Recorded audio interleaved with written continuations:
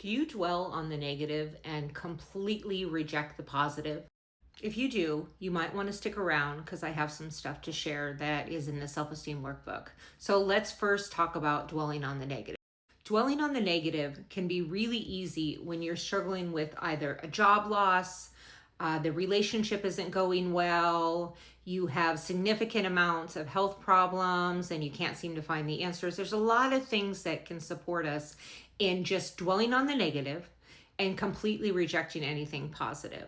So some examples of this are, how can I feel positive today when all of these terrible things are happening? How can I feel positive today when I can't pay my rent? How can I feel positive today when I'm in chronic pain?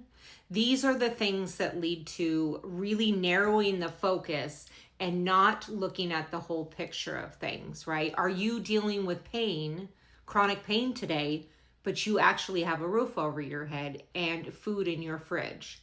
Do you see how reframing that? And there's a thing that Tony Robbins talks about, and he says, you're not experiencing life, you're experiencing the life you're focused on. So if all you are doing is focus on what is not working, then you will spend most of the time in a depressed and anxious state of mind. So when you're sitting there and you find yourself in the loop of everything's bad, everything's terrible, there's nothing I can do, there's nothing that, is going to make this better, it's really important to thought stop. Say to yourself at that very moment, what is working? What is working right now? There's usually something that's working. Your electricity is working, your rent has been paid, you have coworkers that you like, your kids are supportive, your husband's supportive. So there is usually something we can find that is working, even if it's small. When I feel negative, I lost my job. Right? I lost my job. My income drastically changed. I have bills. I have things to pay for.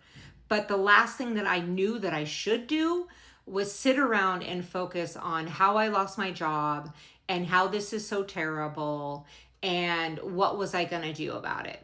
Right? So I could have either stayed stuck or I could have done what I'm doing right now, which was like, okay, what can I do to stay connected?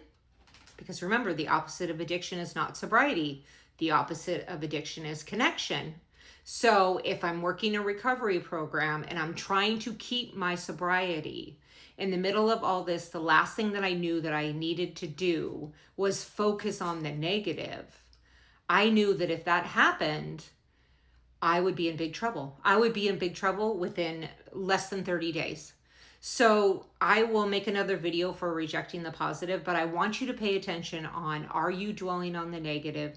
Do you find yourself hyper-focused on everything that's going wrong right now and not actually seeing anything that might be going right?